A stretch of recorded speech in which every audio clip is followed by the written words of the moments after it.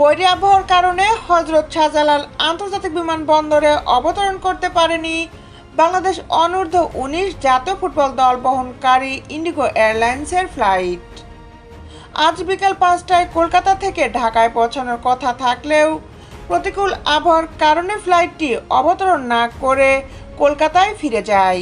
আবহাওয়ার পরিস্থিতির উন্নতির পর ফ্লাইটের নতুন সময় নির্ধারণ করা হবে এবং সেই অনুযায়ী পরবর্তী আপডেট জানানো হবে বলে জানানো হয়েছে। অনূর্ধ্ব-19 সাব চ্যাম্পিয়নশিপে খেলতে ভারতের ছিল বাংলাদেশ দল। টুর্নামেন্টের স্বাগতিকদের কাছে টাই ব্রেকারে হেরে রানার্স আপ হয় বাংলাদেশের যুবারা।